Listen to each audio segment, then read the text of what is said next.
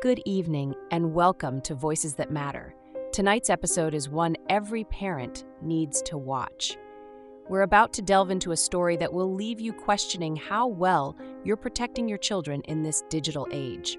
Joining us is Leo, a father with a harrowing experience to share. Good evening, and thank you for having me. First of all, I'd like to commend your bravery. Sharing something so personal isn't easy, but it's crucial. Can you tell us why you're here tonight? I'm here because I need to warn parents about something I never thought could happen to me, to my family. My daughter Zoe is 8 years old, and a few months ago, she was almost taken from me by someone I never even saw coming. An online predator. That's terrifying. What happened? It started subtly. Zoe's been shy ever since her mom and I divorced. She'd spend a lot of time on her tablet, drawing, watching videos, chatting with friends. I thought it was harmless. I thought I was doing enough to keep her safe, but I was wrong. When did you realize something was wrong? Not soon enough. At first, she seemed happier. She talked about a new friend she'd made online. I didn't think much of it. But over time, she became secretive, hiding her tablet, brushing off my questions.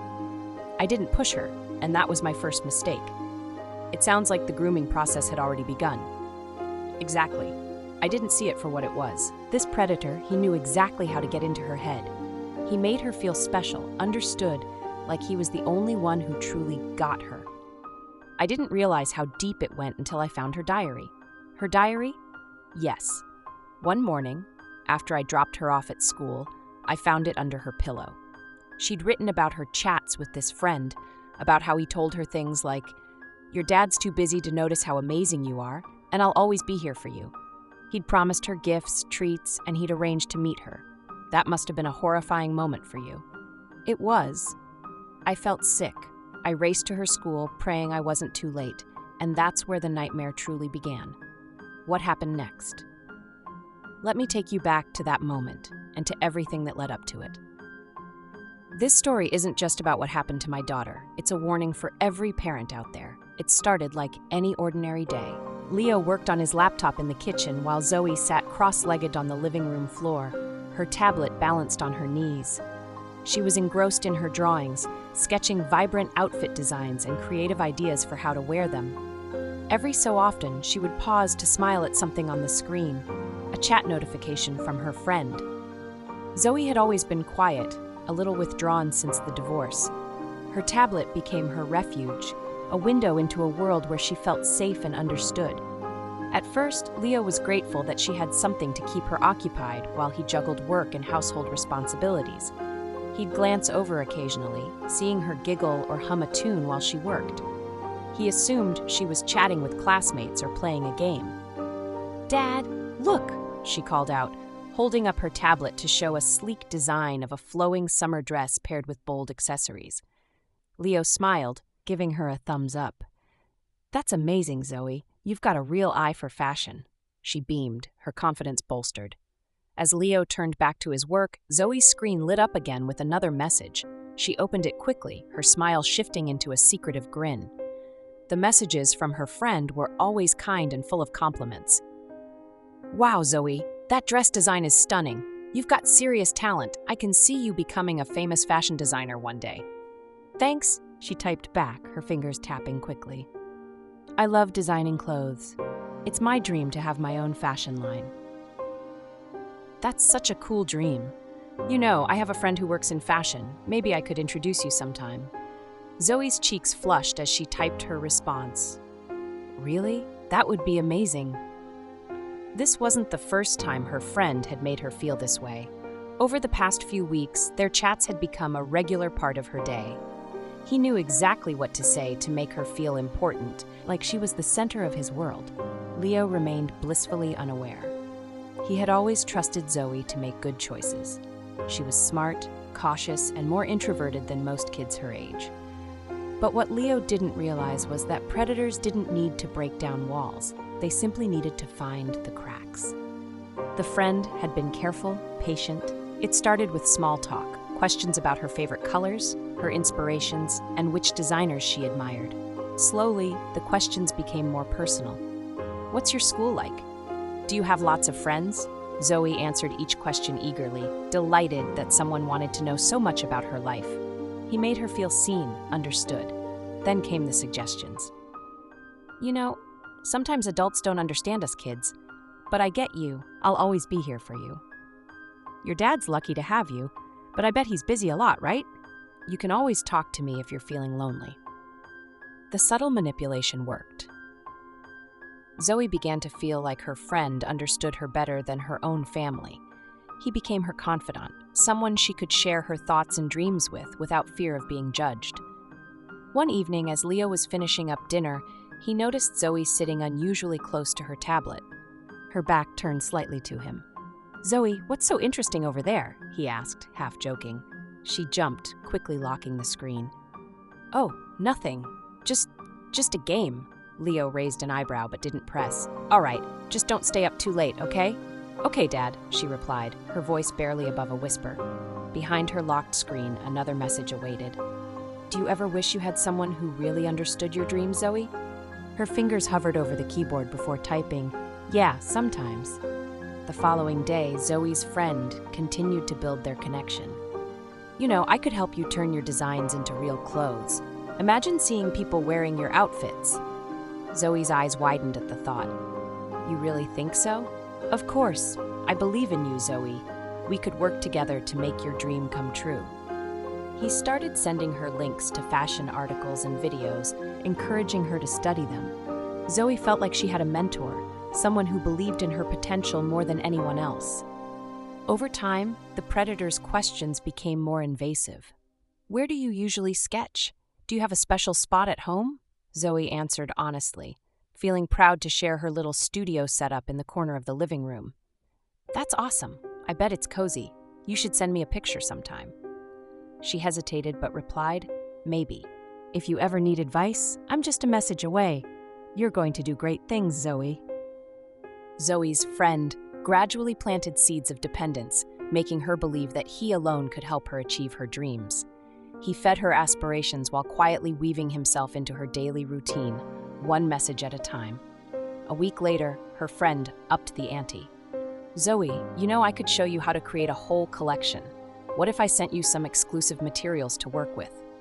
Zoe's heart raced at the idea. "Really? That would be amazing." "Of course, but it's a secret, okay? You wouldn't want anyone to ruin the surprise."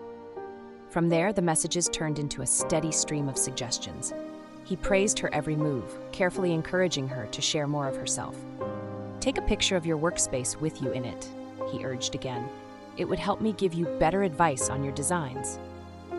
Zoe hesitated, but the desire to impress her friend was strong.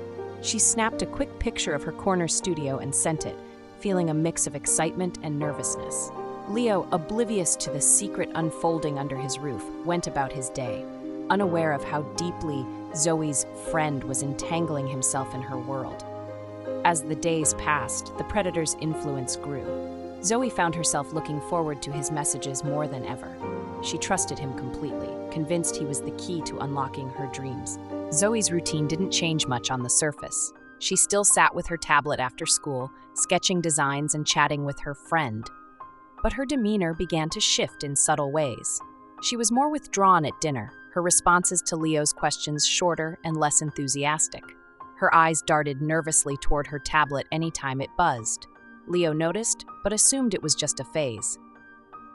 "Zoe's growing up," he told himself, brushing off the nagging feeling in his gut. He tried to engage her more, asking about her day and her latest designs, but her answers were vague.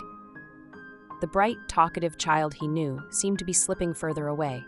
One evening, as Leo tidied up the kitchen, he overheard Zoe talking to herself in the living room. He paused, straining to hear. Her voice was low, almost a whisper. "I'll try, but it's hard," she said, her tone tinged with worry. "I don't want to get in trouble." Leo stepped into the doorway. "Who are you talking to, Zoe?" She jumped, clutching her tablet. "No one, just practicing a presentation for school." He frowned, but let it slide. "All right, but remember, if something's bothering you, you can always talk to me." She nodded quickly, her eyes flicking back to the screen. "I know, Dad." The predator's messages grew bolder. He started planting seeds of doubt about Leo, framing him as distant and too busy to understand Zoe's dreams. "Does your dad ever look at your designs? Really look at them?" he asked one evening. "Sometimes," Zoe replied hesitantly. "I bet he doesn't get how amazing you are, but I do. You're special, Zoe. You have real talent." The praise made her feel seen, understood. She started to believe that her friend was the only one who truly appreciated her. He reinforced this with frequent compliments and promises. "One day, the world will know your name, but you have to trust me. I'll help you get there." Zoe's trust deepened, and the predator exploited it further.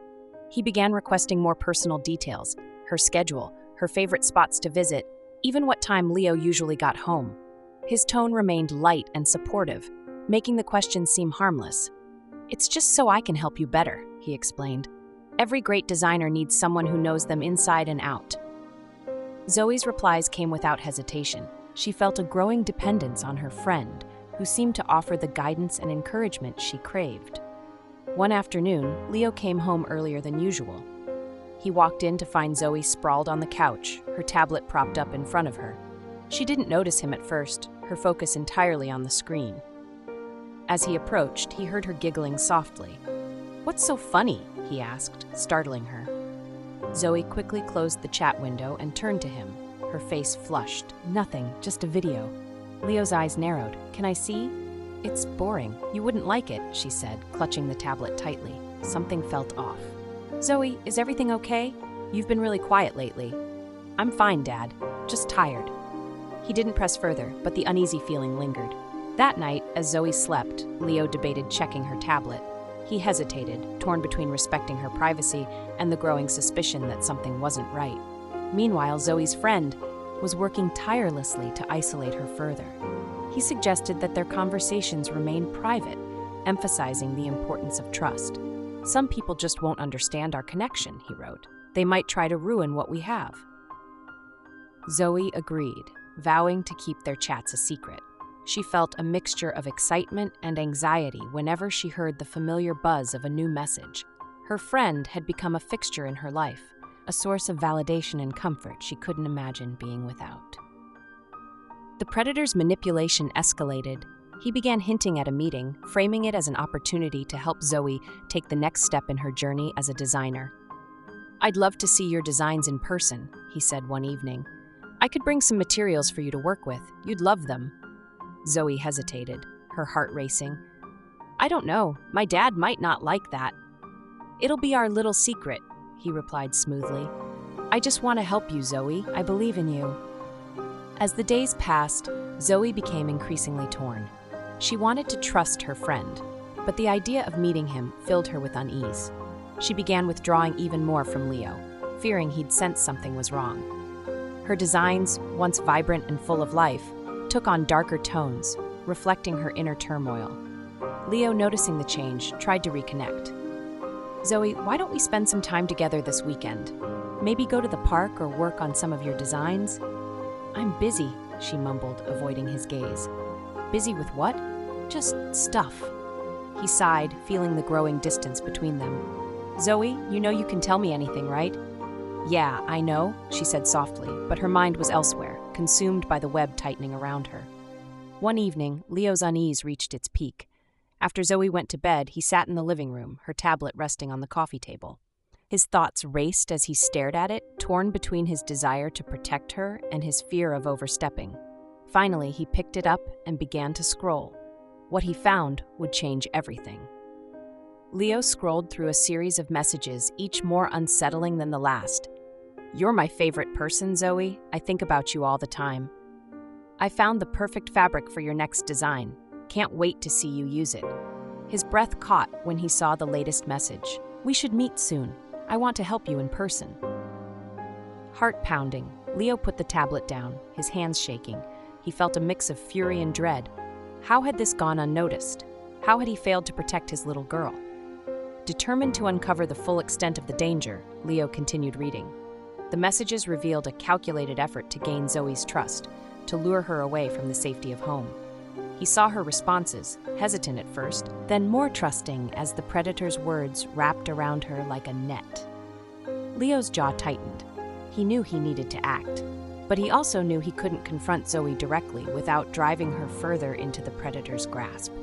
Instead, he resolved to gather more information to ensure that when he confronted this threat, he would have no doubts about what needed to be done. The next morning, Leo called Zoe's school under the pretense of checking her schedule. He spoke briefly with her teacher, casually asking if anything unusual had been happening in class. The teacher mentioned that Zoe had been more withdrawn lately, often distracted. "She's such a talented girl," the teacher said. "I hope everything's all right at home." Leo's heart sank. "We're doing our best," he replied, masking the turmoil churning inside him. Over the following days, Leo began monitoring Zoe more closely. He watched for patterns in her behavior, noting the times she seemed most engaged with her tablet. He started piecing together a clearer picture of the predator's tactics, each revelation fueling his determination to protect his daughter. The predator's influence was undeniable, but Leo wasn't about to let it take root any further. He devised a plan, one that would bring the hidden danger to light while keeping Zoe safe. What Leo didn't realize was just how deeply the predator had woven himself into Zoe's life and how far he would go to maintain control. The morning was unusually quiet. Zoe sat at the breakfast table, pushing her cereal around the bowl with her spoon. Leo watched her, the weight of last night's discovery pressing heavily on his chest. He knew something had to be done, but the timing had to be right. "Zoe, you've been so focused on your designs lately. How about we work on one together this weekend?" he asked, trying to sound casual.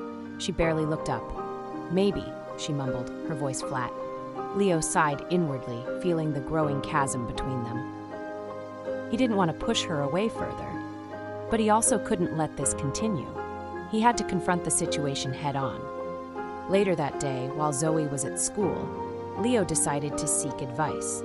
He contacted a close friend, Sarah, who worked in child psychology. "Leo, this is serious," Sarah said after he explained everything. "You're dealing with a professional predator. You need to involve the authorities, but you also need to handle this delicately with Zoe. If she feels cornered, she might shut down completely." "I just want to protect her," Leo said, his voice strained. "I know. Start by having an honest conversation with her. Let her know she's not in trouble, but you're worried about her safety." Leo nodded, feeling a mixture of dread and determination. "Thanks, Sarah. I'll talk to her tonight." That evening, Zoe was in her usual spot on the couch, her tablet glowing softly in her hands. Leo took a deep breath and sat down beside her. "Zoe, can we talk for a minute?" She glanced at him, her fingers hovering over the screen. "What is it, Dad?" "I've noticed you've been spending a lot of time on your tablet lately," he began gently, "and I've been worried about you. I want to make sure you're safe." Her eyes flicked nervously to the screen, then back to him. "I'm fine, Dad, really." "Zoe, I know you've been talking to someone," he said, keeping his voice calm. "I've seen the messages." Her face paled, and her grip on the tablet tightened. "You looked at my stuff?" "I'm sorry for invading your privacy, but I had to make sure you're okay," Leo said firmly. "This person you've been talking to, they're not who they say they are. They're dangerous, Zoe." Tears welled up in her eyes. "He's my friend. He understands me." "I know it feels that way," Leo said, placing a hand on her shoulder. "But real friends don't ask you to keep secrets from your family. They don't make you feel scared or confused." Zoe's tears spilled over and she buried her face in her hands. "I didn't know what to do. He said he just wanted to help me." "It's okay, sweetie. We'll get through this together," Leo said, pulling her into a hug. "But I need you to trust me now. We're going to stop him from hurting you or anyone else." With Zoe's reluctant agreement, Leo contacted the police. They advised him to continue monitoring the conversations while they worked on tracing the predator's location. It was a delicate operation. They needed to gather enough evidence to ensure an arrest. In the meantime, Leo kept a close eye on Zoe, encouraging her to talk about her feelings and reassuring her that she wasn't to blame. She began to open up bit by bit, sharing how the predator had made her feel special, how he'd promised to help her achieve her dreams. "He said he believed in me," she whispered one evening. "I believe in you too," Leo said, his voice steady, "and I'll always be here to support you." Days passed, and the tension in the house was palpable. Zoe was visibly on edge, jumping at every notification on her tablet. Leo did his best to create a sense of normalcy, but the weight of what they were facing was undeniable. Then, one afternoon, the predator made his move. "Let's meet tomorrow after school. I'll bring the materials I promised. We can start your first collection together." Zoe stared at the message, her hands trembling. She showed it to Leo, her eyes wide with fear. "It's okay," he said, taking the tablet. "We'll let the police handle this." The authorities set up a sting operation, instructing Zoe to agree to the meeting while they prepared to intercept the predator. It was a nerve-wracking process, but Zoe stayed strong, her trust in Leo giving her the courage to face what was ahead. The following day, Zoe waited nervously outside the school, her heart pounding in her chest. She spotted a man approaching, his face unfamiliar but matching the description the police had given her. He smiled warmly, carrying a bag slung over his shoulder. "Zoe?" he asked, his voice smooth and friendly. She nodded, glancing toward the nearby unmarked police car. The officers had assured her they'd be close by, but the moment still felt terrifyingly real. "It's so great to finally meet you," the man said, holding out the bag. "I brought some samples for you to try." Before he could say more, two officers stepped forward, their voices firm. "Sir, we need to talk with you." The man's smile faltered and he turned to run, but the officers were quicker. Within moments, he was handcuffed and being led to the police car. Zoe watched, her emotions a whirlwind of relief, fear, and disbelief. Leo rushed to her side, wrapping her in a protective embrace. "It's over, Zoe. You're safe now." She clung to him, tears streaming down her face. "I'm sorry, Dad." "You have nothing to be sorry for," he said, his voice gentle but firm. "You're so brave. I'm proud of you." The ordeal wasn't over. There were statements to give, therapy sessions to attend, and the slow, painful process of rebuilding trust and healing. But for the first time in weeks, Leo felt a glimmer of hope. They had faced the danger together, and they had won. He knew the road ahead wouldn't be easy, but he was determined to walk it with Zoe every step of the way. Together, they would move forward, stronger and more vigilant than ever before. Despite the relief of the arrest, Leo's thoughts kept returning to the near miss. Late that night, he sat at the dining table, sifting through memories of Zoe's childhood, her first drawings, the time she wore her mother's high heels to feel grown up, and the joy she radiated when he praised her. He clenched his fists, the thought of someone exploiting her innocence igniting a quiet fury. Zoe's voice broke his reverie. "Dad?" she whispered from the doorway. "Hey, sweetheart, can't sleep?" She nodded, shuffling over and sitting beside him.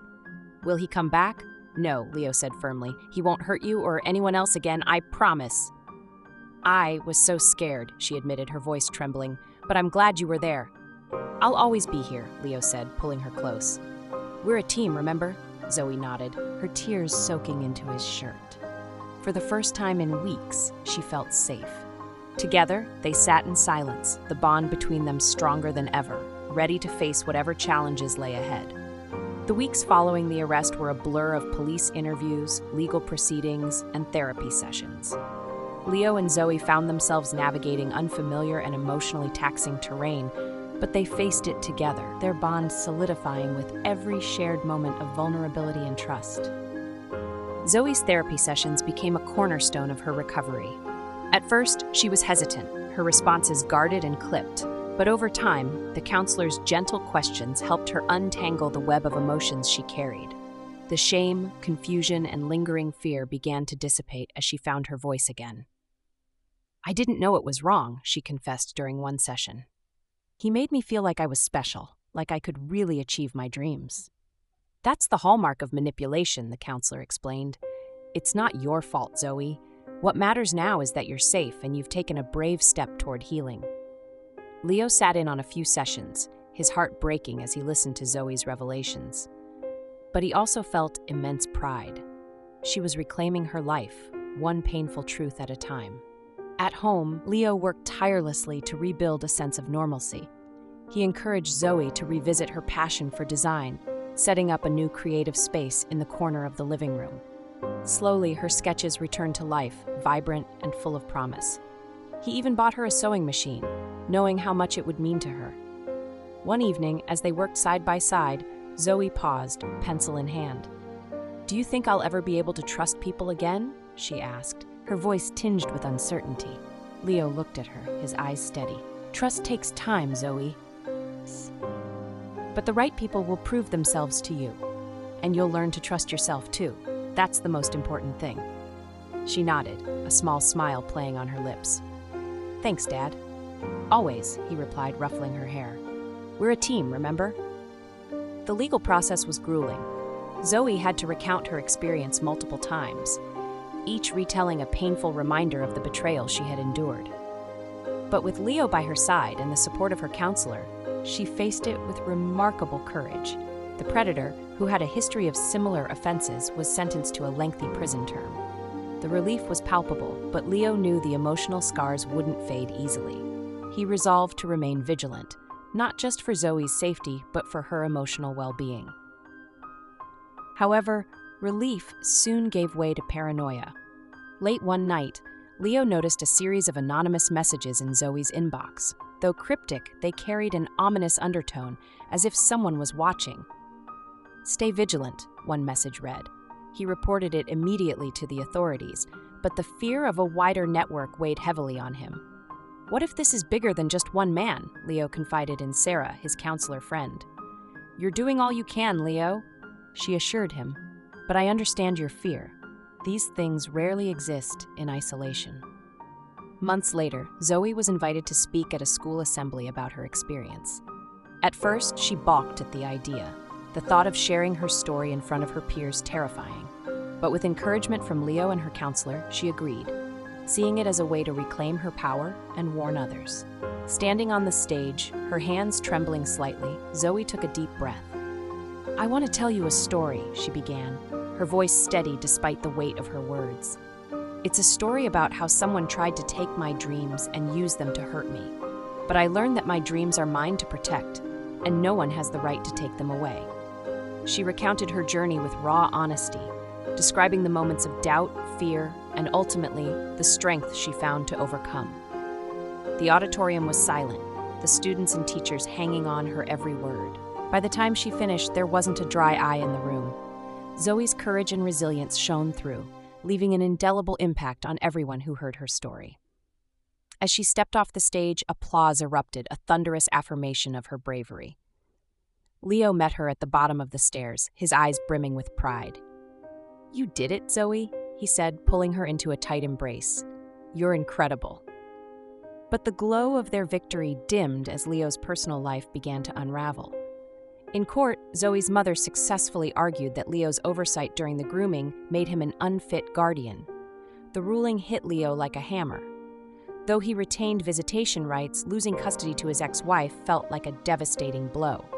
His relationship with her, already strained, turned toxic. Every decision he made regarding Zoe was met with suspicion and critique. "I'm not trying to take her from you, Leo," his ex-wife said one day. "I'm trying to keep her safe." Leo's voice broke with frustration. "You think I don't want the same? I'd do anything to protect her." The tension festered, widening the gap between them. At night, Leo's thoughts spiraled, haunted by the predator's lingering influence. He feared the network's reach extended further than anyone imagined, and the anonymous messages only deepened his dread. Every shadow felt like a threat, every stranger a potential danger. Determined to fight back in the only way he knew, Leo launched a media campaign. He appeared on talk shows and news segments, sharing Zoe's story to raise awareness about online predators and their sophisticated methods. His message was clear: this isn't over. We must stay vigilant. Despite the public support, Leo's private life continued to fracture. He noticed how Zoe's sketches began to change. Dark, twisted images of faceless figures and shattered dreams. The once bright spark in her eyes dulled, and though she tried to hide it, her laughter no longer came as easily. One evening, as they sat together in the dimly lit living room, Zoe asked, "Do you think they'll ever leave us alone?" Leo hesitated, choosing his words carefully. "I don't know, Zoe, but I promise we won't stop fighting. We'll face whatever comes together." She nodded but didn't look reassured. The weight of their shared fear hung heavy in the air, a silent reminder that some battles never truly end. That night, as Zoe drifted off to sleep, Leo stood by her door, watching her peaceful expression. A quiet resolve settled over him. This was just the beginning of a new chapter, one where their shared strength and unbreakable bond would carry them forward. Together, they had turned pain into purpose, and their journey was a testament to the power of love, resilience, and hope, but also the lingering shadows of fear they could never entirely escape.